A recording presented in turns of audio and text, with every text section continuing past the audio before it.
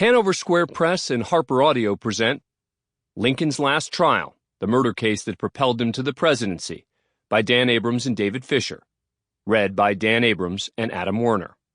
Featuring an excerpt from John Adams' Under Fire, the Founding Fathers' Fight for Justice in the Boston Massacre Murder Trial, by Dan Abrams and David Fisher. Read by Dan Abrams and Roger Wayne. This is the author. I dedicate this book to my mentor and father, Floyd Abrams, whose genuine love for and mastery of history and the law established a lifelong example that I continue to emulate, but will never quite live up to. Introduction. Like most, my professional endeavors are largely separate and distinct from personal hobbies and passions. Never the twain shall meet, unless, of course, you are truly charmed. The bulk of my professional career has been spent covering, analyzing, and evaluating the most well-known and often notorious legal cases. Some momentous, others heartbreaking, and many just driven by a well-known individual accused of some foolish act. But the best ones, the trials or arguments where I looked forward to sitting on rigid wooden benches for long stretches within the tight confines of a courtroom gallery, were the close ones.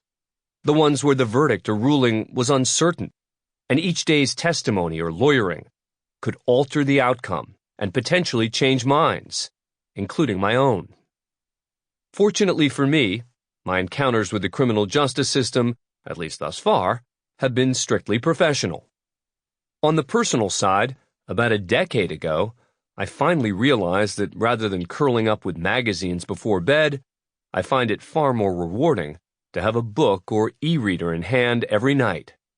History was always of great interest to me as a student, but recently I've become a borderline buff. World War I and II, Theodore and Franklin Roosevelt, Thurgood Marshall, Henry Ward Beecher, the Civil War, its aftermath, even James Garfield, and yes, Lincoln, have been the subjects of some of my favorite nonfiction tomes. With the opportunity to tell the story of Lincoln's final murder trial, pairing my fascination with history and my work in the law, I'm now officially charmed.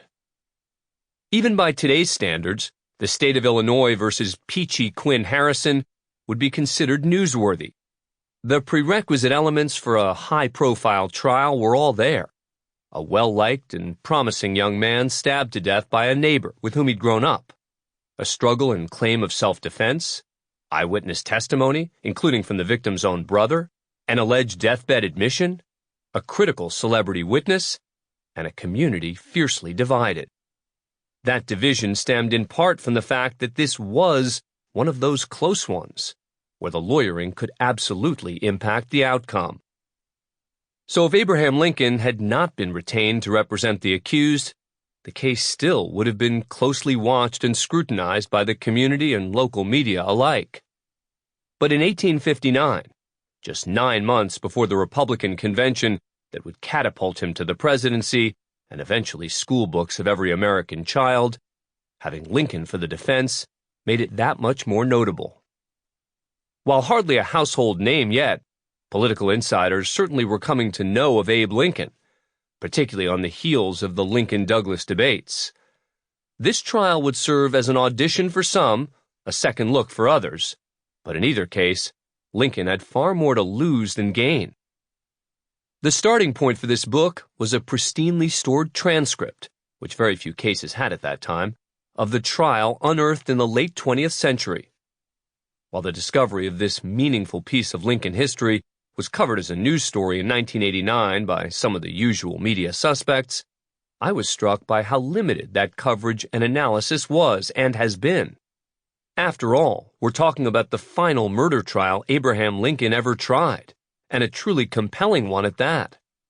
Having his exact words from a captivating trial should not be, for the most part, lost to history.